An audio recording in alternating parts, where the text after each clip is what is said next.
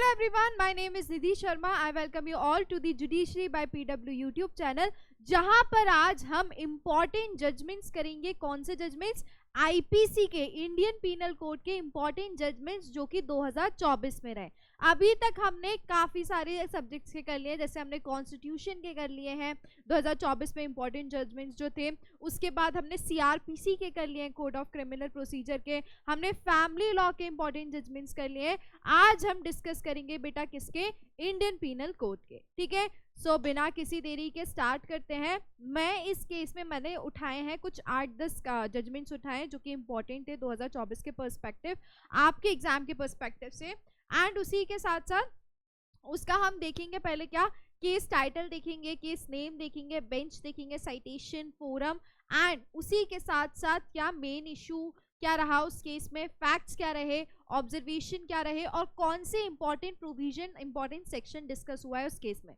और most important थी चीज क्या कि क्या उस क्वेश्चन मतलब उस केस से, उस प्रोविजन से रिलेटेड कैसे आपके मेंस क्वेश्चन पूछा जा सकता है। मेंस के जब आंसर राइटिंग एग्जामिनेशन होगा आपका, तो उसमें कौन सा क्वेश्चन किस तरीके से पूछा जा सकता है उस सेक्शन से, वो भी मैं यहाँ पर आपको बताऊंगी हर एक केस के बाद। ठीक है, सो बिना किसी देरी के स्टार्ट करते हैं। तैयार हो जाओ मेरे सारे पुकीज। ओके चलो, सो सबसे पहली चीज, फर्स्ट थिंग फर्स्ट, क्या कि अगर अभी तक मेरे से टेलीग्राम पे नहीं जुड़े हो तो क्यों नहीं जुड़े हो, जल्दी से जुड़ जाओ। इस सेशन के बाद आप जुड़ सकते हो। आपका कोई भी डाउट हो यार, किसी सेक्शन से रिलेटेड, किसी केस लॉ से रिलेटेड, या कोई भी दिक्कत आ रही हो जुडिशरी की प्रिपरेशन में, तो वहां पर आप मुझसे पूछ सकते हैं। मैं वहां पर रिजॉल्व करने की पूरी कोशिश करूंगी। एंड और भी काफी इंटरेक्टिव सेशंस होते हैं वहां पे, इंटरेक्टिव बातें होती हैं हमारी। चलो, सो केस, सबसे पहला केस किसका रिलेटेड है? That is section 494। ठीक है, सो बेसिकली यहाँ पर क्या बोला है?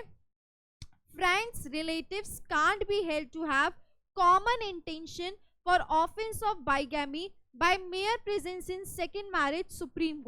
सुप्रीम कोर्ट ने बोला है कि जो फ्रेंड्स हैं, जो दोस्त हैं, जो रिश्तेदार हैं, वो लाइबल नहीं हो सकते हैं बाइगैमी के लिए सेक्शन 494 में, सिर्फ और सिर्फ इस वजह से कि वो सेकंड मैरिज में वहां पर प्रेजेंट थे। तो इसका मतलब ये नहीं है कि उनके अगेंस्ट आप सेक्शन 494 लगा दोगे, आईपीसी में उनको लाइबल कर दोगे। ओके, केस नेम है S Nitin and others versus state of Kerala and another. Just a second,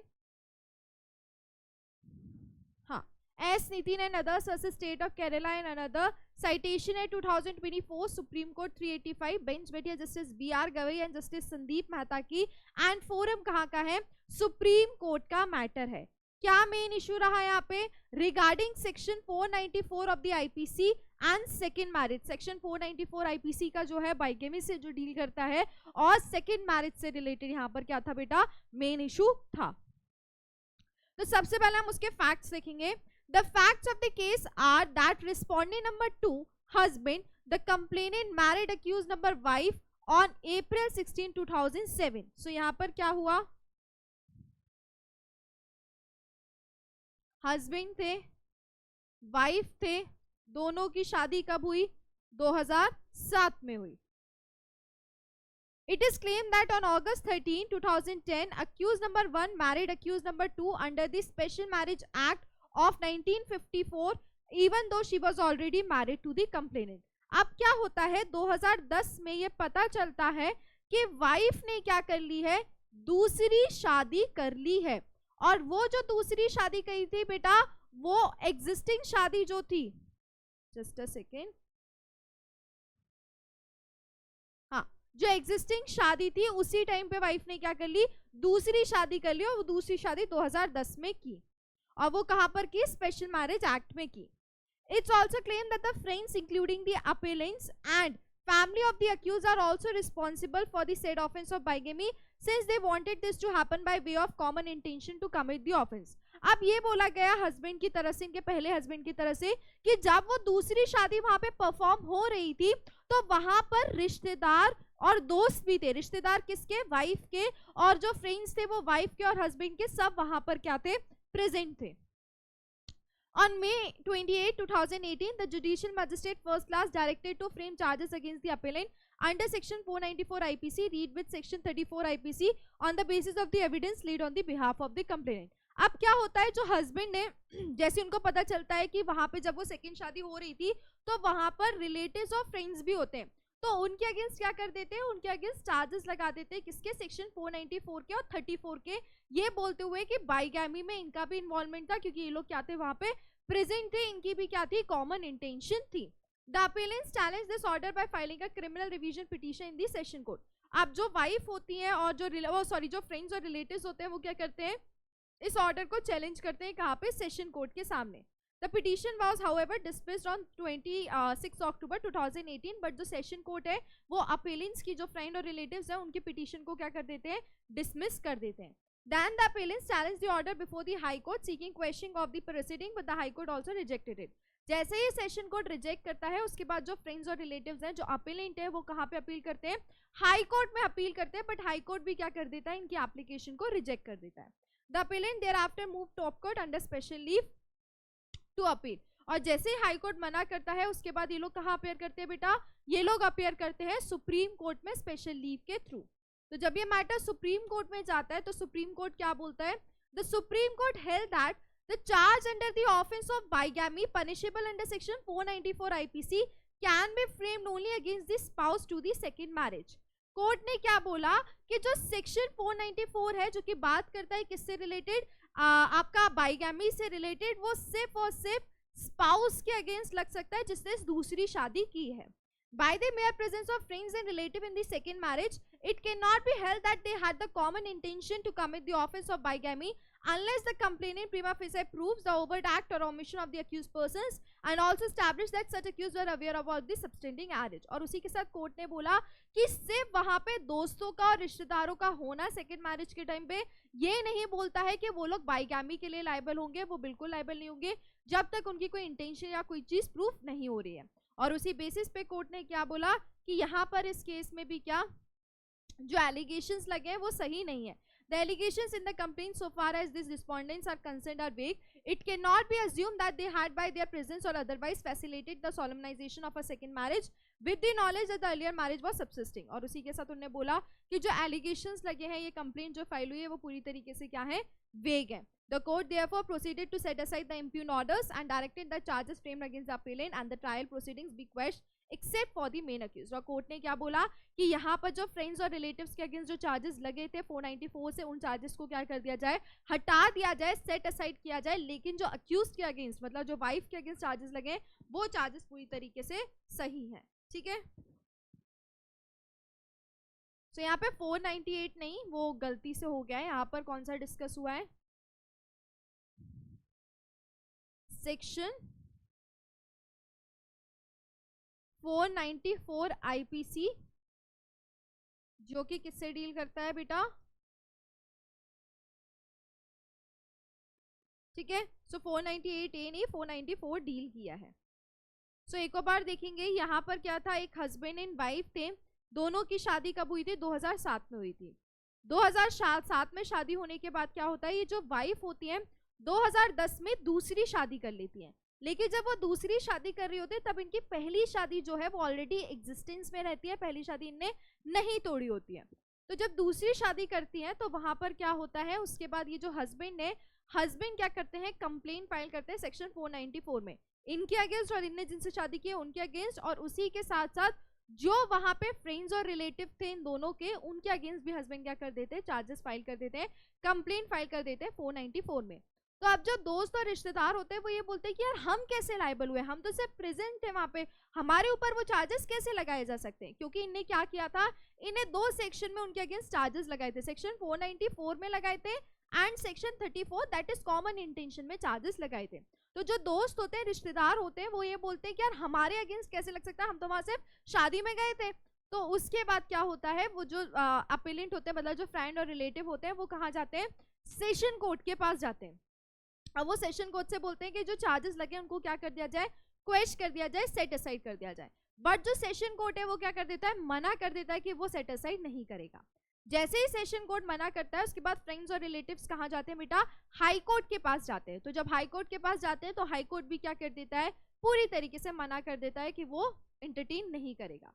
जैसे ही हाई कोर्ट मना करता है उसके बाद ये कहाँ अप्रोच करते हैं, अप्रोच करते हैं सुप्रीम कोर्ट में। कौन? Friends and relatives. तो जब सुप्रीम कोर्ट में मैटर आता है, सुप्रीम कोर्ट क्लियरली बोलता है कि जो 494 है जो कि बाइगेमी से डील करता है, वो सिर्फ और सिर्फ स्पाउस के अगेंस्ट लग सकता है जिसने सेकंड मैरिज किया। कोर्ट ने बोला क्योंकि यहाँ पे जस्ट बिकॉज फ्रेंड्स और रिलेटिव्स वहां पे थे, तो इसका मतलब ये नहीं है कि वो सेक्शन 494 के लिए या 34 के लिए लायबल हो जाए। और उसी बेसिस पे कोर्ट ने जो इनके अगेंस्ट चार्जेस लगे थे फ्रेंड्स और रिलेटिव के अगेंस्ट, वो चार्जेस हटा दिए, लेकिन जो वाइफ के अगेंस्ट चार्जेस लगे थे वो अभी भी क्या है, वैलिड है। और कोर्ट ने क्या कर दिया, इनके अगेंस्ट चार्जेस हटा दिए। Okay, so this case is related to section 494।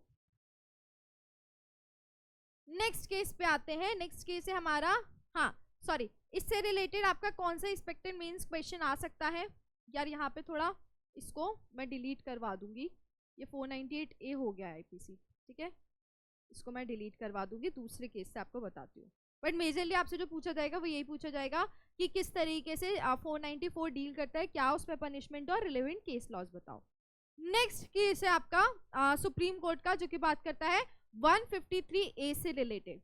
No 153A IPC offence without presence of 2 or more communities, Supreme Court quashes case against journalist. Supreme court ने बोला है कि जो सेक्शन 153A है वो सिर्फ और सिर्फ तभी लग सकता है अगर दो, किसकी बात हुई है, कम्युनिटीज की, दो या दो से ज्यादा बात की गई है।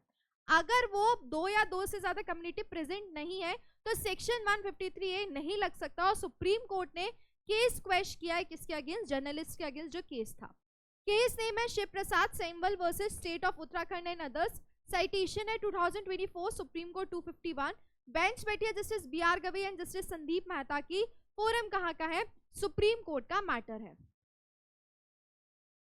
क्या मेन इशू था यहाँ पे, regarding the essential ingredients to create offence under section 153A of offence IPC। क्या कि जो 153A IPC में जो इंग्रेडिएंट्स चाहिए होते हैं वो क्या इंग्रेडिएंट्स चाहिए होते हैं, ये मेन इशू था इस केस में। सो सबसे पहले हम देखेंगे इसके क्या फैक्ट्स थे। So the complainant runs a foundation and had planned a foundation stone laying ceremony of Matra Asharya, a collection museum on the said land property to be done by the chief minister of Uttarakhand। ठीक है, सो यहाँ पर क्या हुआ था, एक complainant थे, वो क्या करते थे, एक फाउंडेशन रन करते थे, ठीक है, और उनने एक नया कंप्लेनेंट एक नया फाउंडेशन बनाया था, जो कि कौन देखने वाला था, जो कि जिसका इनॉग्रेशन और जो स्टोन लेइंग सेरेमनी होने वाली थी वो कौन करने वाला था, वो करने वाला था CM।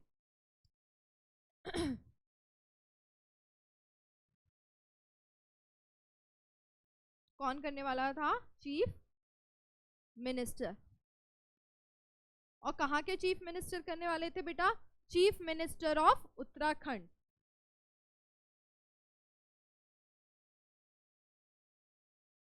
ठीक है, the allegation levied against the appellant was that he had published an article in the e-newspaper Parvat Jan wherein it was portrayed that the land on which the foundation stone was proposed to be laid was government land which had been unlawfully occupied, encroached upon by the complainant। अब यहाँ पर क्या होता है, एक journalist होते हैं, उनके अगेंस्ट क्या होता है, एलिगेशन लगाया जाता है, कंप्लेंट फाइल की जाती है कंप्लेनिंग की तरफ से, ये बोलते हुए कि जर्नलिस्ट ने अपने ई-न्यूज़पेपर में ये पब्लिश किया है कि ये जो लैंड है जहाँ पे इनने फाउंडेशन स्टोन करवाया है, फाउंडेशन रखने का सोचा है, वो लैंड क्या है, एक गवर्नमेंट लैंड है, और कंप्लेनेंट ने उसको अनऑथराइज तरीके से क्या किया है, उस पर अपना पोजीशन लिया है, उसको एक्वायर किया है।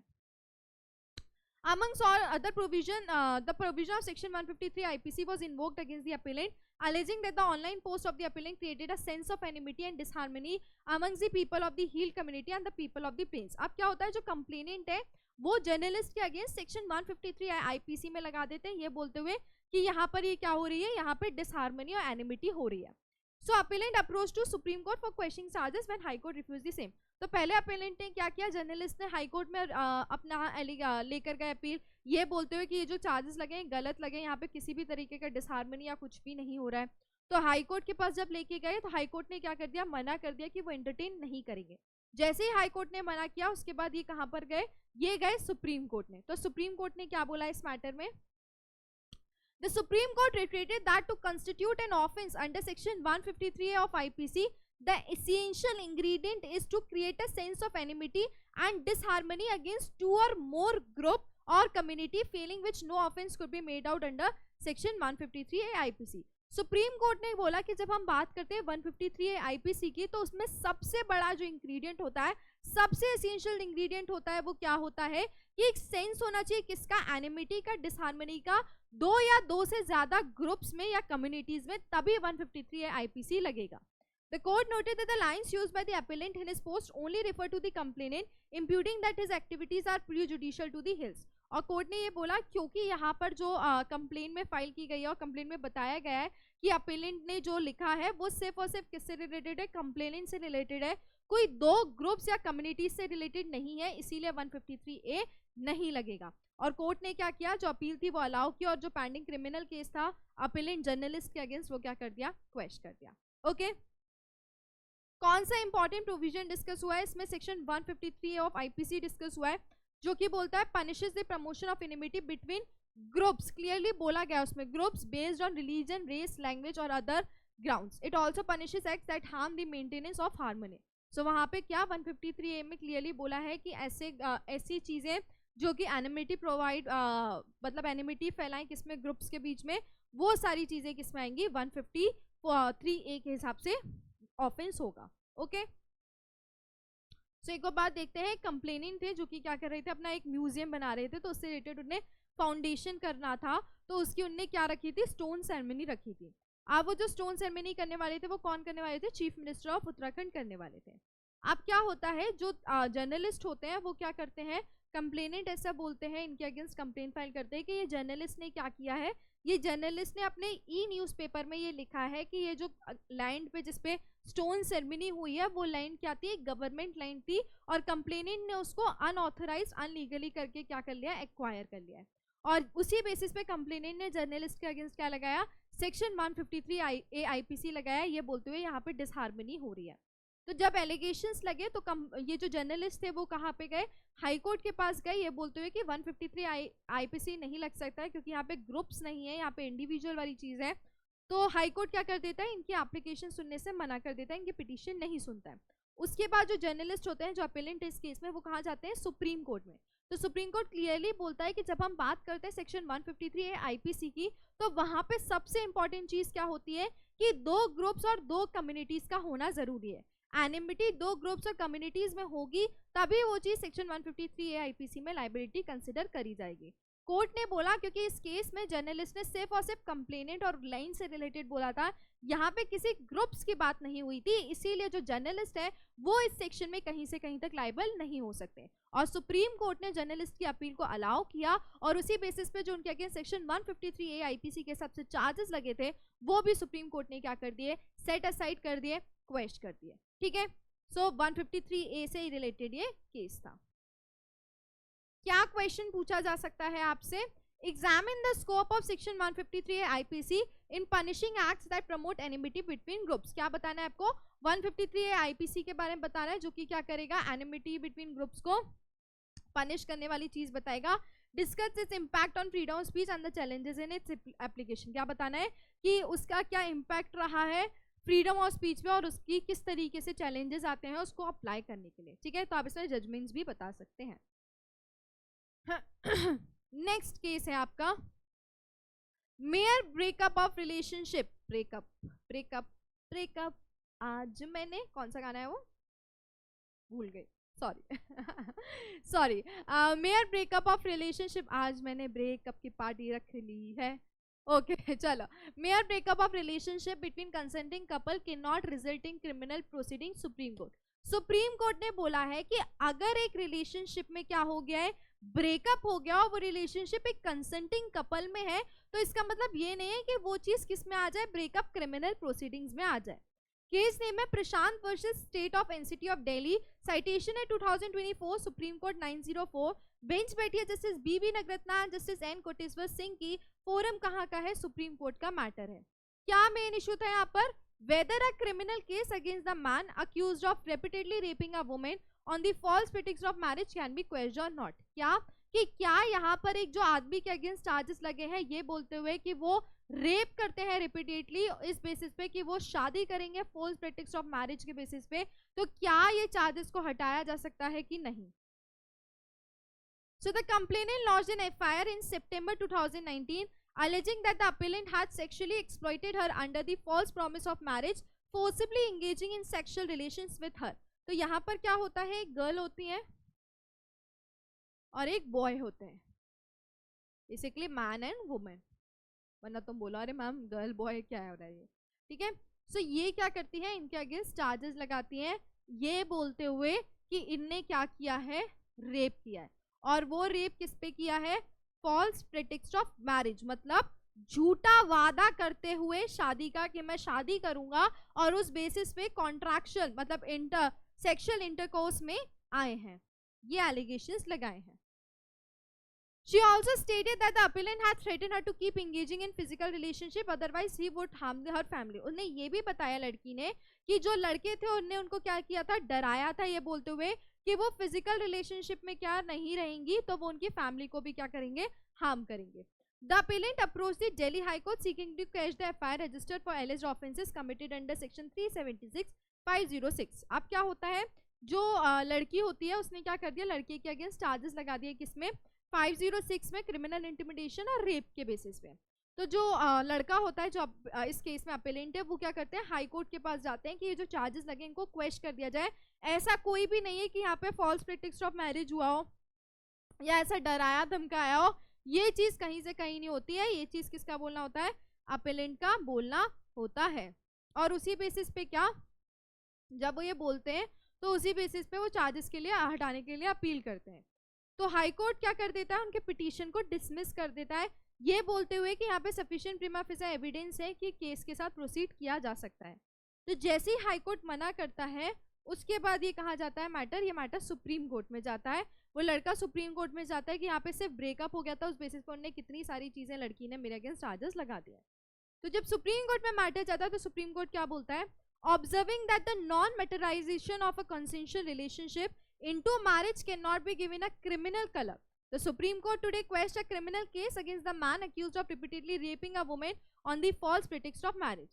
सुप्रीम कोर्ट ने बोला कि अगर किसी कंसेंशुअल रिलेशनशिप का मैरिज में कन्वर्ट नहीं हो पा रहा है, अगर उस रिलेशनशिप का ब्रेकअप हो गया है, तो इसका मतलब ये नहीं है उसको क्रिमिनल प्रोसीडिंग्स में बदल दिया जाएगा। सुप्रीम कोर्ट ने बोला कि यहाँ पे जो फॉल्स प्रेटेक्स्ट ऑफ मैरिज वाली चीज लगाई है, रेप वाली चीज लगाई है, ये पूरी तरीके से गलत है, क्योंकि सिर्फ यहाँ पे ब्रेकअप हुआ था और लड़की ने वो सारी चीजें देखकर क्या कर दिया, एलिगेशंस लगा दिया। The court found the complainant's allegation to be unbelievable. It noted that she continued meeting with the appellant even after the alleged forced sexual encounters, which indicated that the relationship was consensual. और court ने ये बोला कि जिस हिसाब से लड़की ने अपने कंप्लेंट में बताया है कि वो सेक्सुअल इंटरकोर्स करते थे, लेकिन उसके बाद भी वो लड़की क्या करती रही, उनसे मिलती रही, मिलने जाती रही, जिससे ये पता चलता है कि उनके बीच में क्या थी, रिलेशनशिप कॉन्सेंशुअल थी। Also, the parties were educated adults. There was no indication that the relationship concerned with a promise of marriage. और कोर्ट ने ये बोला कि यहाँ पे कोई भी प्रूफ नहीं बता रहा है कि उन दोनों के बीच में जो रिलेशनशिप थी वो इसी बेसिस पे थी कि दोनों क्या करेंगे, शादी करेंगे। Accordingly, the appeal was allowed and the pending FIR was quashed. और इसी बेसिस पे कोर्ट ने क्या किया, उस पेंडिंग को जो अपील थी उसको क्या किया, अलाउ किया, और जो केस चल रहा था उसको क्या किया, क्वेश किया FIR को। एक सेकेंड देना मुझे।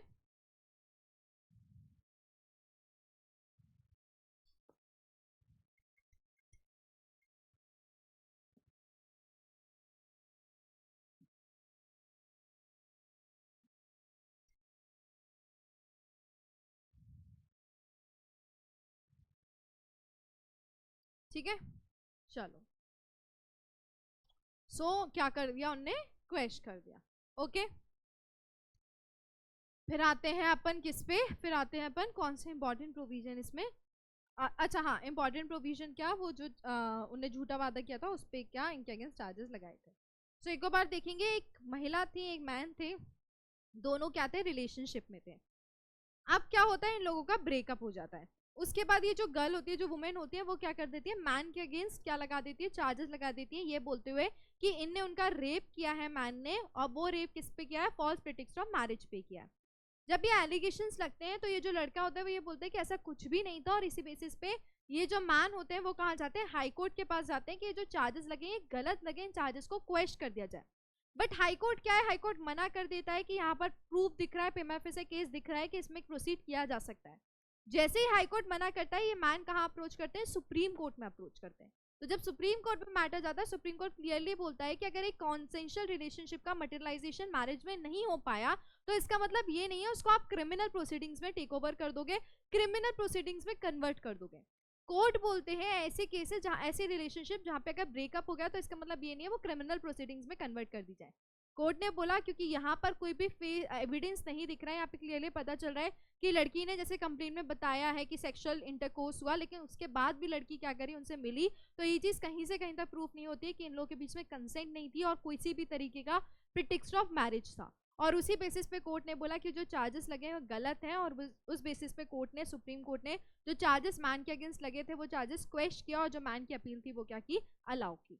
ओके, चलो next case. Supreme Court sentences man who raped 7-year-old girl in temple to 30 years imprisonment। सुप्रीम कोर्ट ने क्या किया, एक ऐसे मैन ने जिसने क्या किया था, 7 साल की बच्ची को रेप किया था मंदिर में, उनको सुप्रीम कोर्ट ने क्या कर दिया है, 30 साल की इम्प्रिजनमेंट दे दिया है। केस नेम है Bhagirath @ Naran versus the state of Madhya Pradesh. Citation है 2024 सुप्रीम कोर्ट 87। बेंच बैठी है justice C T Ravi Kumar and justice Rajesh Bindal. Forum है सुप्रीम कोर्ट का। सो यहाँ पर क्या मेन इशू हुआ था, regarding a 40-year-old man rape a 7-year-old child victim. So यहाँ पे क्या था कि एक जो 40 साल के आदमी ने जो शादी रेप किया था एक लड़की का, उससे रिलेटेड यहाँ पर मेन इशू था।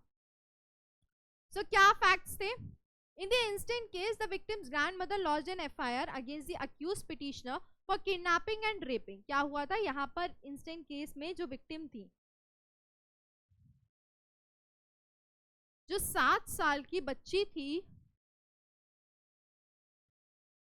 उनकी जो ग्रैंड मदर थी, उनने चार्जेस लगाए थे एक मैन के अगेंस्ट। वो मैन कितने का था, 40 साल का था। ये लगाते हुए चार्जेस लगाए थे कि इस मैन ने क्या कर लिया है, वो बच्ची को किडनैप करा है एंड उस बच्ची का क्या किया है, रेप किया है। पर the case established by the prosecution, the victim aged 7 years was taken to Rajaram Baba Thakur Mandir by the petitioner, thereupon the petitioner committed। और प्रोसिक्यूशन के केस के हिसाब से ये पता चला है क्या कि वो जो मैन थे 40 साल के, उनने 7 साल की बच्ची को कहाँ पर लेके गए, राजाराम बाबा ठाकुर मंदिर में लेके गए, और वहां पे उनने उनका क्या किया, रेप किया। The trial court awarded him the capital punishment. Trial court के पास जब ये मैटर गया, मैन के अगेंस्ट जब चार्जेस लगे, तो ट्रायल कोर्ट ने क्या कर दिया, उनको कैपिटल पनिशमेंट डिक्लेयर कर दिया एज पर the 376AB। However, the Delhi High Court commuted the same to life imprisonment। अब जब उनको कैपिटल पनिशमेंट गया, तो जब मैटर दिल्ली हाई कोर्ट पे गया कि कैपिटल पनिशमेंट सही है कि नहीं, तो दिल्ली हाई कोर्ट ने क्या किया, उस कैपिटल पनिशमेंट को लाइफ इम्प्रिजनमेंट में बदल दिया। The petitioner agree by this, the petitioner approach the top court. और उसके बाद जब लाइफ इम्प्रिजनमेंट में बदल गया, तो उसके बाद वो पर्सन कहाँ पे गए, सुप्रीम कोर्ट के पास गए कि क्या ये सही हुआ है कि नहीं। तो जब ये मैटर सुप्रीम कोर्ट के पास गया, तो सुप्रीम कोर्ट ने क्या बोला, in a horrifying incident where a 40-year-old man raped a 7-year-old child, the Supreme Court imposed the sentence of 30 years of rigorous imprisonment with a fine of ₹1 lakh। Supreme court ने क्या बोला कि इस incident, जो कि एक बहुत horrifying incident है, सुप्रीम कोर्ट ने वो मैन के ऊपर 30 साल की सजा लगाई, और उसी के साथ उनको बोला कि उनको 1 लाख रुपए का क्या देना पड़ेगा, फाइन देना पड़ेगा।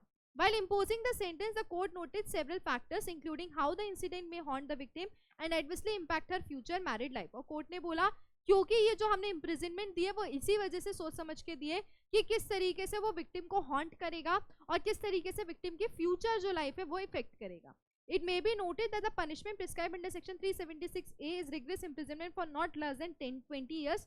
The apex court opined that though the High Court commuted the sentence to life imprisonment, an alternative punishment for imposing rigorous imprisonment was also possible। Court ने बोला क्योंकि हाई कोर्ट ने क्या कर दिया, लाइफ इम्प्रिजनमेंट दे दिया है, तो उसका ऑल्टरनेटिव क्या कर सकते हैं, उसका ऑल्टरनेटिव ये ऐसा कर सकते हैं कि आपको 30 साल की जो इम्प्रिजनमेंट है वो निकालनी पड़ेगी। It was also pointed out that while the accused was convicted under the relevant provision of the POCSO, no separate sentence were imposed only because the accused was supposed to undergo capital punishment। ठीक है। In view of this our projection the court modified the sentence to 30 years of rigorous imprisonment along with fine. और court ने क्या कर दिया कि अब आपको कितनी मिलेगी, 30 साल की रिग्रेस पनिशमेंट मिलेगी। कौन सा डिस्कस हुआ है इसमें, 376 आईपीसी का, जो कि बात करता है पनिशमेंट फॉर रेप से रिलेटेड। सो यहाँ पर फिर से देखेंगे, एक 7 साल की बच्ची थी, उसकी ग्रैंड मदर ने ये केस फाइल किया था एक 40 ईयर मैन के अगेंस्ट, ये बोलते हुए कि इन मैन ने क्या किया है, उनको किडनैप किया है और उनका रेप किया है। उनका ये था कंप्लेंट में बोलना ग्रैंड मदर का ये कि ये मैन जो है उसको मंदिर में ले गए बच्ची को और वहां जाके उसका क्या किया, रेप किया। उसके बाद ये मैन के अगेंस्ट क्या लगे, चार्जेस लगे। तो ट्रायल कोर्ट ने क्या किया, इन मैन को कैपिटल पनिशमेंट डिक्लेयर कर दिया एज पर 376 AB। तो जब कैपिटल पनिशमेंट डिक्लेयर किया तो उसके बाद ये मैन कहाँ पे गए, हाई कोर्ट में गए कि पनिशमेंट में थोड़े चेंजेस हो जाए। तो जब हाई कोर्ट में गए तो हाई कोर्ट ने क्या किया, कैपिटल पनिशमेंट को कम्यूट कर दिया किसमें, लाइफ इम्प्रिजनमेंट में। जैसे ही लाइफ इम्प्रिजनमेंट मिला उसके बाद ये पर्सन कहाँ पे गए, सुप्रीम कोर्ट में। तो सुप्रीम कोर्ट ने क्या किया, सुप्रीम कोर्ट ने लाइफ इम्प्रिजनमेंट को मॉडिफाई कर दिया किसमें, 30 इयर्स इम्प्रिजनमेंट में, ये बोलते हुए कि अब इनको 30 साल क्या करना पड़ेगा, इम्प्रिजनमेंट में रहना पड़ेगा। और उसी के साथ साथ सुप्रीम कोर्ट ने 1 लाख रुपए का जुर्माना भी लगाया। और क्लियरली सुप्रीम कोर्ट ने ये बोला क्योंकि यहाँ पर इनने जो चीज की है, ये फ्यूचर देखते हुए, वो सारी चीजें देखते हुए हमने 30 साल का इम्प्रिजनमेंट कर दिया। और कोर्ट ने क्या कर दिया, 30 इयर्स इम्प्रिजनमेंट लगा दिया। क्या क्वेश्चन, क्या मीन्स क्वेश्चन में एक्सपेक्ट कर सकते हैं, examine the scope and application of 376 IPC on the offence of rape, discuss की लीगल चैलेंजेस। क्या कि किस तरीके से 376 आईपीसी दैट इज जो बात करता है पनिशमेंट फॉर रेप की, उसको एग्जामिन करना, उसका एप्लीकेशन किस तरीके से होगा, और उसी के साथ साथ जो उसके की लीगल चैलेंजेस हैं आसपास के जो आ जाते हैं दूसरे हमारे अक्यूज के फेवर में, उनके साथ आपको क्या करना है, डिस्कस करना है with the relevant case laws. Next case है हमारा 304B आईपीसी से related, factum of dowry demand not prove, Supreme Court acquits parents in law. Supreme court ने क्या बोला है कि जो डाउरी डिमांड का जो मेन मुद्दा था, जो मेन फैक्टम है, वो इस केस में प्रूफ नहीं हुआ है। और उसी बेसिस पे सुप्रीम कोर्ट ने क्या किया, जो ससुराल वाले थे, जो पेरेंट्स इन लॉ थे, उनको क्या कर दिया, रिहा कर दिया, एक्विट कर दिया। केस नेम है Shoor Singh at the rate and another versus state of Uttarakhand, citation है 2024, सुप्रीम कोर्ट 726, बेंच बैठी है Justice JB Pardiwala and Justice Manoj Mishra की। फोरम कहाँ का है, सुप्रीम कोर्ट का। क्या मेन इशू था यहाँ पर, whether the parents in law of a diseased wife can be acquitted और not, who were charged with committing dowry death sentence since the factum of dowry demand was not proved। क्या कि क्या जो charges लगे हैं parents in law के against dowry demand के, वो चार्जेस हटाए जा सकते हैं, क्या पेरेंट्स इन लॉ रिहा किए जा सकते हैं, क्योंकि डाउरी डिमांड वाला जो फैक्टम है वो प्रूफ नहीं हुआ है। सो फैक्ट्स देखते हैं। In this case the parents of the diseased complain about the dowry death against the husband and parents law of the diseased alleging that her death occurred unnaturally after she suffered burn injury soon after the marriage। तो यहाँ पर क्या थी, एक women थी, ठीक है, वो वुमेन की क्या हो गई थी, डेथ हो गई थी। डेथ होने के बाद वुमेन के जो फादर थे कि फैमिली थी, हाँ पेरेंट्स कंसिडर कर लेते हैं, ठीक है। तो जो वुमेन के पेरेंट्स थे उनने क्या किया, बेटी की डेथ होने के बाद जो वुमेन के हस्बैंड थे और इन-लॉज थे, उन पे क्या लगाया, एलिगेशन लगाया, किस चीज का, डाउरी डिमांड का, ये बोलते हुए कि जो बच्ची ने अपनी सुसाइड, मतलब जो बच्ची की डेथ हुई है वो डेथ अननेचुरली हुई है। और कोर्ट ने उन्होंने बोला एलिगेशन में ये बोलते हुए कि अननेचुरली हुई है क्योंकि वो बर्न इंजरीज थी, शादी के जस्ट बाद हो गई। It was alleged that disease was subjected to cruelty and harassment in relation to a demand for a bike and rupees 50,000 cash when the daughter gave birth to a male child। और उनके parents ने complain में ये बताया कि वो जो लड़की थी उस पर क्या कर रहे थे, ये लोग क्रुअल्टी कर रहे थे, हरासमेंट कर रहे थे, और ये बोल रहे थे कि उनको बाइक और 50,000 चाहिए। Invoking the presumption of dowry debt under section 153B of the IPC, the trial court convicted the appellant under section 304B and 498A IPC and sentenced them to 10 years imprisonment। अब जब ये matter trial court के पास जाता है तो trial court section 113B लगाकर क्या कर देता है, हस्बैंड और हस्बैंड के फैमिली को चार्जेस लगा देता है 304B में और 498A में, और 10 साल का इम्प्रिजनमेंट दे देता है। जैसे ही ट्रायल कोर्ट ये चीज करता है तो जो हस्बैंड होते हैं और जो उनके पेरेंट्स होते हैं वो कहाँ जाते हैं, वो जाते हैं हाई कोर्ट के पास कि ये चार्जेस हटा दिए जाए। हाई कोर्ट क्या कर देता है, वो कन्विक्शन को अपहेल्ड कर देता है, लेकिन जो 7 साल की सजा है उसको कितने का, ओ सॉरी 10 साल की जो सजा है उसको कितने कर देते हैं, 7 साल की कर देते हैं। Following this an appeal was preferred before the Supreme court by the parents in law. अब उसके बाद क्या होता है, जो हस्बैंड है वो अब आगे सुप्रीम कोर्ट के पास नहीं जाता, सिर्फ और सिर्फ पेरेंट्स इन लॉ जो होते हैं वाइफ के, वो जाते हैं कहाँ पे, सुप्रीम कोर्ट के पास। The husband of the deceased served out the sentence and did not file appeal before the Supreme Court. The appellants contended that their conviction for the offense of dowry death could not be sustained because the prosecution failed to prove the demand for dowry, which is an essential ingredient to convict the accused of dowry death. जो parents होते हैं husband के, वो ये बोलते हैं Supreme Court में कि यहाँ पर डाउरी डिमांड वाले चार्जेस नहीं लग सकते हैं, क्योंकि इस केस में जो प्रोसिक्यूशन है वो फेल हो गया है, वो प्रूफ नहीं कर पाया कि ये जो यहाँ पर डाउरी की डिमांड हुई है, ये वाली चीज वो प्रूफ नहीं कर पाए। और उसी के साथ उन्हें ये भी बताया, it was argued by the appellants that the alleged demand for a motorcycle and ₹50,000 cash from the parents of the deceased was not in connection with marriage but as mark of celebration on the birth of a male child. उन्हें ये बोला कि यहाँ पर कोई भी ऐसा dowry demand नहीं की गई है, वो एक अलग चीज थी, अलग चीज से रिलेटेड वो चीजें थी। फिर आते हैं जब सुप्रीम कोर्ट के पास गए तो सुप्रीम कोर्ट ने क्या बोला, the Supreme court acquitted the parents in law of a deceased wife who was charged with committing dowry death since the factum of a dowry demand was not true। Supreme court ने क्या किया, जो parents in law ने जो appeal file की थी उस appeal को अलाउ किया और सुप्रीम कोर्ट ने उनको क्या कर दिया, पेरेंट इन लॉ को अक्विट कर दिया, ये बोलते हुए कि जो डाउरी डिमांड का जो मेन फैक्टर है वो यहाँ पर प्रूफ नहीं हुआ है। The court reiterated that for convicting an accused under section 304B of the IPC, it must be proved that soon before her death, the deceased was subjected to cruelty or harassment in relation to the alleged demand of dowry in connection with marriage। और court ने क्या बोला कि ये बहुत जरूरी है जब 304B लगाया जाता है कि उसमें डाउरी डिमांड हुई और वो डाउरी डिमांड शादी के 7 साल में हुई, तभी वो चीज लग सकती है। The court had termed the allegation labeled by the deceased parents as a knee-jerk reaction to the unnatural death of their daughter to make it a case of a dowry death। और court ने बोला कि जो disease के parents ने वो जो case लगाया था वो एक बहुत ही मतलब ऐसा ट्रॉमा टाइप था उनके लिए, उनकी बच्ची की डेथ, तो इस वजह से उन्होंने क्या वो चार्जेस लगा दिए होंगे। और कोर्ट ने क्या करी, पेरेंट्स इन लॉ की अपील को अलाउ किया। कौन सा इंपॉर्टेंट प्रोविजन डिस्कस हुआ है इस केस में, सेक्शन 304B आईपीसी का डिस्कस हुआ है, जो कि बात करता है डाउरी डेथ से एंड उसका पनिशमेंट जो होता है अगर कोई इंसान जो कमिट करेगा वो। ओके, तो एक और बार समझेंगे यहाँ पे हम। तो यहाँ पर एक वुमेन थी जिनकी क्या हो जाती है, डेथ हो जाती है। डेथ होने के बाद जो वुमेन के पेरेंट्स होते हैं वो हस्बैंड और हस्बैंड के पेरेंट्स के अगेंस्ट चार्जेस लगाते हैं डाउरी डिमांड के, ये बोलते हुए कि इन लोगों ने उसको क्रूअल्टी किया, हरासमेंट किया, और 498A भी लगाते हैं।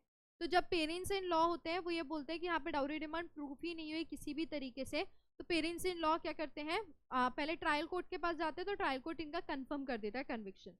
जैसे ही कंफर्म करता है उसके बाद ये लोग हाई कोर्ट में जाते हैं। हाई कोर्ट क्या कर देता है, मना कर देता है, ये बोलते हुए कि ये कन्विक्शन पूरी तरीके से सही है, आपको रिहा नहीं किया जाएगा। जैसे ही हाई कोर्ट मना करता है तो सिर्फ और सिर्फ पेरेंट्स इन लॉ, मतलब 10 साल की सजा दी होती है ट्रायल कोर्ट ने, तो जब ये हाई कोर्ट जाते हैं तो इनके 10 साल से 7 साल कर दी होती है सजा। तो जैसे ही 7 साल करता है हाई कोर्ट, उसके बाद हस्बैंड सुप्रीम कोर्ट नहीं जाता, सिर्फ पेरेंट्स इन लॉ क्या करते हैं, सुप्रीम कोर्ट जाते हैं। तो जब सुप्रीम कोर्ट जाता है, सुप्रीम कोर्ट क्लियरली बोलता है क्योंकि इस केस में कहीं से प्रूफ नहीं हुआ है कि डाउरी डिमांड हुई है, तो इस वजह से जो चार्जेस हैं वो नहीं लग सकते। और सुप्रीम कोर्ट ने क्लियरली जो पेरेंट्स इन लॉ के अगेंस्ट चार्जेस लगे थे वो हटा दिए, उनकी अपील अलाउ की, ये बोलते हुए कि 304B लगाने के लिए सबसे मेन एसेंशियल क्या है, डाउरी डिमांड होना, और वो चीज कितनी होनी चाहिए, with in 7 years of marriage होना चाहिए। और सुप्रीम कोर्ट ने क्या किया, पेरेंट्स ऑन लॉ की अपील अलाउ की और उनके अगेंस्ट जो चार्जेस थे वो हटा दिए।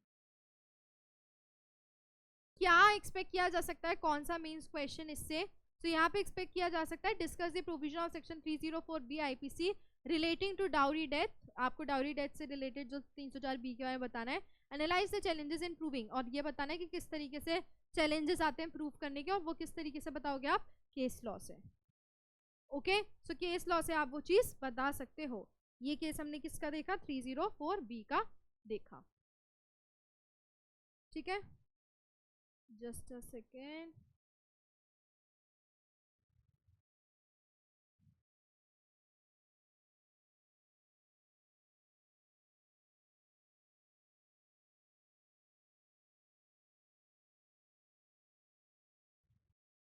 चलो नेक्स्ट केस पे आते हैं। Supreme Court upholds conviction of father for pregnant daughter's murder over intercaste marriage, commutes death sentence. Supreme court ने क्या किया है, फादर का कन्विक्शन अपहेल्ड कर दिया है। जो कन्विक्शन क्या था, फादर ने अपनी प्रेग्नेंट डॉटर जो थी उसका मर्डर किया था इंटरकास्ट मैरिज पे, और सुप्रीम कोर्ट ने उसको डेथ सेंटेंस कम्यूट कर दिया है। केस नेम है Eknath Kishan Kumbhkar versus state of Maharashtra, citation है 2024, सुप्रीम कोर्ट 804। बेंच बैठी है Justice B R Gavai, Justice Arvind Kumar and Justice K V Vishwanandan की। फोरम कहाँ का है, सुप्रीम कोर्ट का मैटर है। क्या मेन इशू था यहाँ पर, whether the conviction of the father is correct और not, who committed the gruesome daylight murder of his pregnant daughter also leading to the death of the child in the womb। क्या जो conviction दिया गया है father को, जिसने अपनी pregnant बेटी का क्या कर दिया था, मर्डर कर दिया था और उसका बच्चा भी मर गया था, क्या वो कन्विक्शन सही है कि नहीं। So this was the case where the appellant accused was unhappy with his daughter's decision to marry a man lower than his caste। तो यहाँ पर क्या होता है, जो डॉटर होती है वो एक मैन से शादी करती है जो कि क्या होता है, दूसरी कास्ट को डिफर करता है, ठीक है। तो इनकी शादी से जो डॉटर के फादर होते हैं वो क्या होते हैं, वो खुश नहीं होते हैं। Against the appellate wishes the disease got married, और उसी के उनके फादर के विशेस के अगेंस्ट जाके वो जो लड़की है वो क्या कर लेती है, लड़के से शादी कर लेती है।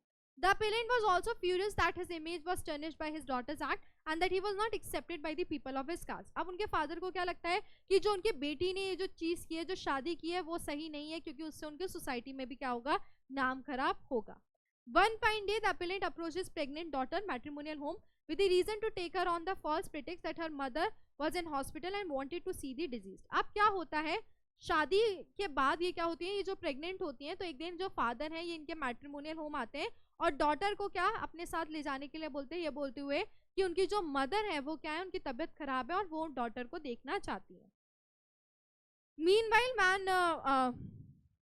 जब वो ट्रैवल कर रही होती हैं तो ये पता चलता है वॉचमैन को कि जो अपेलेंट है उनने क्या कर दिया, मतलब जो फादर है उनने अपनी बच्ची को क्या कर दिया, मार दिया। तो जैसे ही मारते हैं तो ट्रायल कोर्ट क्या करते हैं, फादर को कन्विक्ट करते हैं 302 आईपीसी में और उसी के साथ उनको डेथ पेनल्टी सेंटेंस दे देते हैं। जैसे ही डेथ पेनल्टी देते हैं उसके बाद फादर की अपील जाती है हाई कोर्ट में, जो हाई कोर्ट क्या कर देता है, ट्रायल कोर्ट के डिसीजन को अपहेल्ड कर देता है, कंफर्म कर देता है। जैसे ही हाई कोर्ट कंफर्म करते हैं उसके बाद ये मैटर कहाँ जाता है, डायरेक्ट सुप्रीम कोर्ट में अपील प्रेफर होती है। सुप्रीम कोर्ट क्या करता है, the Supreme court today upheld the conviction of the father who committed the gruesome daylight murder of his pregnant daughter also leading to the death of the child in the womb। और Supreme Court क्या कर देता है, जो conviction दिया गया था उसको क्लियरली अपहेल्ड कर देता है, ये बोलते हुए कि यहाँ पर पूरी तरीके से गलत चीज हुई है, उनने जो मर्डर किया है। कोर्ट ने बोला the doctrine of rarest of rare requires that death sentence should not be imposed only by taking into consideration the grave nature of crime but only there is no possibility of reformation by a criminal. Being conscious of the fact that sentence of life imprisonment is subject to remission, which would not be appropriate in view of the gruesome crime committed by the appellant, the course of middle path requires to be adopted in the instant case. In that view of the matter, we find that death penalty needs to be converted to a fixed sentence। और court ने ये बोला कि यहाँ पे क्योंकि rarest of rarest case क्या होता है कि जहाँ पर ऐसा लग रहा है कि वो क्रिमिनल में कोई ट्रांसफॉर्मेशन होने ही नहीं वाला, अगर हम इस केस की बात करें तो ये वो चीज़ ऐसा नहीं है, और उसी बेसिस पे कोर्ट ने बोला कि उसको क्या कर सकते हैं, डेथ सेंटेंस को हम एक लिमिटेड टाइम के लिए रेमिशन के थ्रू कर सकते हैं। In view of the above, the court overturned capital punishment to 20 years of rigorous imprisonment without remission। और कोर्ट ने क्या किया, इसी वजह से जो उनका कैपिटल पनिशमेंट था उसको मॉडिफाई कर दिया, कितना, 20 साल में, और वो कितना, किसके, बिना रेमिशन के। ओके, कौन सा सेक्शन इसमें डिस्कस हुआ है, कौन सा इंपॉर्टेंट प्रोविजन, सेक्शन 302 आईपीसी का डिस्कस हुआ है, जो कि डील करता है किससे, punishment for murder. It states that the punishment of murder is death, life imprisonment or both along with fine. Okay, so ये इंपॉर्टेंट प्रोविजन डिस्कस हुआ है इस केस में। एक और बार देखेंगे, यहाँ पर एक डॉटर थी जिनने एक मैन से शादी की थी और वो मैन उनकी कास्ट से लोअर थे, मतलब डिफरेंट कास्ट के थे। तो उसके बाद उस शादी से इनके जो पिताजी होते हैं लड़की के, वो खुश नहीं होते हैं। एक दिन शादी होने के बाद ये जो डॉटर है वो प्रेग्नेंट होती हैं, तो एक दिन क्या करते हैं, डॉटर के पास घर जाते हैं ये बोलते हुए फादर की उनकी जो मदर है, मतलब जो डॉटर की मदर है वो तबीयत खराब है और वो उनसे मिलना चाहती हैं। तो फादर जब ये डॉटर को ले जा रहे होते हैं तो वहां पे बाद में ये पता चलता है, वॉचमैन ने ये देखा होता है कि वो डॉटर का मर्डर कर दिया जाता है किसकी तरफ से, फादर की तरफ से। तो जैसे ही एलिगेशन लगते हैं, चार्जेस लगते हैं फादर के, तो मैटर कहाँ जाता है, ट्रायल कोर्ट में। ट्रायल कोर्ट क्या कर देता है, कैपिटल पनिशमेंट दे देता है फादर को। उसके बाद वो चैलेंज किया जाता है पनिशमेंट हाई कोर्ट में। हाई कोर्ट भी क्या कर देता है, उस पर अपहेल्ड लगा देता है। उसके बाद इस मैटर को कहाँ चैलेंज किया जाता है, सुप्रीम कोर्ट में। तो जब सुप्रीम कोर्ट में मैटर जाता है तो सुप्रीम कोर्ट बोलते हैं कि ये कन्विक्शन पूरी तरीके से सही है, अपहेल्ड करते हैं। लेकिन सुप्रीम कोर्ट बोलते हैं क्योंकि यहाँ पे रेयरेस्ट ऑफ रेयर वाली चीज नहीं हुई कि ये ट्रांसफॉर्मेशन नहीं होगा इनका, उसी बेसिस पे सुप्रीम कोर्ट क्या कर देते हैं, इनका कैपिटल पनिशमेंट को मॉडिफाई कर देते हैं, 20 साल का इम्प्रिजनमेंट और फाइन, और क्या कर देते हैं, 20 साल का इम्प्रिजनमेंट दे देते हैं। क्या क्वेश्चन एक्सपेक्ट कर सकते हैं हम 302 से, analyse the scope of 302 IPC on punishment for murder, discuss the distinction between murder and culpable homicide under this section. क्या कि 302 आईपीसी पनिशमेंट फॉर मर्डर से रिलेटेड बताना है, और उसी के साथ साथ जो डिफरेंस है कल्पेबल होमिसाइड और मर्डर का, वो भी क्या करना है, डिस्कस करना है। नेक्स्ट केस जो कि है हमारा section 306 IPC, a word uttered in a fit of anger without intending consequences can't be said to be instigation for suicide। Supreme court ने बोला है कि अगर एक ऐसा शब्द बोला गया हो जो कि किसमें बोला गया है, गुस्से में बोला गया हो, जिसके कोई भी किसी भी तरीके के कॉन्सिक्वेंसेज नहीं है, वो इंस्टिगेशन नहीं हो सकता सुसाइड का। केस नेम है Kumar @ Shiva Kumar versus state of Karnataka, citation है 2024 सुप्रीम कोर्ट 187। बेंच बैठी है justice Bela M Trivedi and justice Ujjwal गोयन की, एंड फोरम कहाँ का है, सुप्रीम कोर्ट का मैटर है। क्या मेन इशू था यहाँ पे, regarding conviction of the accused for committing an offence of abetment to suicide under section 306 IPC. तो 306 आईपीसी में अबिटमेंट टू सुसाइड का कन्विक्शन लगा है, उससे रिलेटेड मेन इशू यहाँ पे था। The appellant accused was convicted by the trial court for abetting the suicide of a woman and the same was upheld by the high court। So यहाँ पर क्या था, एक मैन थे और एक वुमेन थे। मैन के अगेंस्ट चार्जेस लगे थे कि उन्हें वुमेन के साथ क्या किया है, उनके अबेटमेंट टू सुसाइड में इनका हाथ रहा है। It was alleged by the prosecution that the appellant accused used to harass and tease the deceased lady to marry him। ये बताया गया प्रोसिक्यूशन की तरफ से कि ये जो पर्सन थे ये वुमेन को क्या करते थे, टीज करते थे कि वो वुमेन उनसे क्या कर ले, शादी कर ले। When the deceased refused to respond, the appellant threatened her that if she did not agree to marry him, he would destroy the family of her sister, outrage their modesty and would kill them। और जब वो मना करती थी कि वो शादी नहीं करेगी, तो वो क्या करते थे, उनको डराते धमकाते थे कि अगर उन्होंने शादी नहीं की तो उनकी फैमिली वो बर्बाद कर देंगे। After she reached home, she informed her sister about the above incident over telephone. Thereafter, she consumed poison in the house and consequently died in the hospital। और उसी के बाद जैसे वो घर पहुंचती है, उन्हें अपनी बहनों को फोन करके बताया कि ऐसा ऐसा ये मुझे धमकी दे रहा है, और उसके बाद वो लड़की ने क्या किया, जहर कंज्यूम कर लिया, पॉइजन कंज्यूम कर लिया, और हॉस्पिटल जाके उनकी क्या हो गई, डेथ हो गई। The prosecution alleged that the appellant accused teasing and harassment of the deceased to marry him instigated the deceased to commit suicide। Thus, the question that appeared before the Supreme Court was whether the appellant accused could be held guilty of abetting the suicide of the deceased woman or not। क्या कि यहाँ पर main issue supreme Court के पास ये आया है कि क्या इस सिचुएशन में जो वुमेन के डेथ हुई है उसमें अबेटमेंट टू सुसाइड वाली चीज हस्बैंड मतलब पर्सन मैन के ऊपर लग सकती है कि नहीं लग सकती है। सुप्रीम कोर्ट ने क्या बोला, the Supreme Court reiterated that to convict the accused for committing an offence of abetment to suicide under section 306 IPC, it must be proved by the prosecution that the accused by his act or omission or by his continued course of conduct created a situation that the deceased is left with no other option except to commit suicide। Supreme court ने बोला कि जब हम 306 IPC की बात करते हैं तो उसमें सबसे मेन चीज होती है कि भैया सुसाइड करने के अलावा उसके पास कुछ भी नहीं छोड़ा उस इंसान ने, इस कदर उसको कंटिन्यूसली इंस्टिगेट किया कि उस लड़की ने क्या कर ली या उस पर्सन ने क्या कर लिया, सुसाइड कर लिया। The Supreme Court, by reversing the conviction to acquittal, observed that without a positive act on the part of the accused to instigate or aid in committing suicide, conviction cannot be sustained। Court ने बोला कि यहाँ पे कोई भी evidences नहीं दिख रहे हैं जो कि ये बता रहे हो कि इनने इंस्टिगेट किया है उसको, इसी वजह से सुप्रीम कोर्ट ने जो कन्विक्शन था उसको क्या कर दिया, उसको चेंज कर दिया एक्विटल में और उसको रिहा करने के लिए बोला गया। The Supreme Court does not find any evidence based on which, और सुप्रीम कोर्ट ने बोला कि यहाँ पे कोई भी एविडेंस नहीं है जो कि ये बता रहा हो कि मैन ने क्या किया, उस वुमेन को अबिट किया हो सुसाइड के लिए। that being the position, the conviction of the appellant under section 306 IPC is set aside, the judgment and order of the trial court as affirmed by the high court are hereby set aside and quashed. और court ने क्या बोला कि जो conviction है 306 IPC में वो क्या किया जाएगा, सेट असाइड किया जाएगा, और उसी बेसिस पे जो ट्रायल कोर्ट का जजमेंट था वो भी कोर्ट ने क्या किया, सेट असाइड किया, क्वेश किया. कौन सा इंपॉर्टेंट प्रोविजन डिस्कस हुआ है इसमें, 306 जो कि बात करता है अबिटमेंट ऑफ सुसाइड से, कि जिस पर्सन ने क्या किया है, अगर एक पर्सन ने दूसरे को इंकरेज किया, एड किया, इंस्टिगेट किया है सुसाइड कमिट करने के लिए, तो उसको क्या होगा, इम्प्रिजनमेंट और फाइन दिया जाएगा. क्या मेंस क्वेश्चन एक्सपेक्ट कर सकते हैं, examine the scope and application of 306 IPC on abetment of suicide, discuss the evidentiary requirement for conviction under this provision. क्या करना है, IPC से रिलेटेड, अबिटमेंट ऑफ सुसाइड 306 से रिलेटेड स्कोप और एप्लीकेशन डिस्कस करना है. ओके, सो एक और बार देखेंगे, यहाँ पर एक वुमेन थी जो कि क्या, जो कि मैन के अगेंस्ट ये लगता है प्रोसिक्यूशन के हिसाब से कि ये मैन इनको शादी करने के लिए बोल रहे होते हैं, बट ये वुमेन मानती नहीं है. तो ये जो मैन है इनको क्या करते हैं, डराते धमकाते हैं कि अगर उन्हें हाँ नहीं किया तो उनकी बहनों का करियर और इनकी लाइफ खराब कर देंगे. तो ये वुमेन एक दिन घर जाती है, अपनी बहनों को ये सारी चीज़ें बताती हैं, उसके बाद वो पॉइजन कंज्यूम कर लेती है, और जब हॉस्पिटल उनको ले जाया जाता है इतने टाइम तक उनकी डेथ हो जाती है. उसके बाद ट्रायल कोर्ट क्या कर देता है, कन्विक्शन दे देता है, हाई कोर्ट भी दे देता है. उसके बाद ये मैटर सुप्रीम कोर्ट में जाता है, ये बोलती है कि क्या कन्विक्शन सही है, क्योंकि वहाँ पे कोई भी एविडेंस ये प्रूफ नहीं हो रहा होता है कि इनने इनको इंस्टिगेट किया. तो जब सुप्रीम कोर्ट के पास मैटर जाता है, सुप्रीम कोर्ट बोलता है कि यहाँ पे कोई भी एविडेंस प्रूफ नहीं हो रहा है, क्योंकि 306 IPC है, सबसे इंपॉर्टेंट चीज़ क्या होता है, इंस्टिगेशन होना, वो चीज़ यहाँ पर नहीं हुई है, इसी वजह से 306 नहीं लगेगा. और सुप्रीम कोर्ट ने जो इनके अगेंस्ट चार्जेस लगे थे वो क्या कर दिए, क्वेश कर दिए. Next case, no conviction possible under section 364A IPC. Prosecution doesn't prove abduction was coupled with ransom demand and life threat. Supreme Court. Supreme Court ने बोला है कि कोई भी conviction possible नहीं है किसमें, section 364A IPC में, अगर prosecution prove नहीं कर पाता है abduction ransom demand के साथ. केस नेम है Neeraj Sharma versus the state of Chhattisgarh. Citation है 2024 सुप्रीम कोर्ट 7.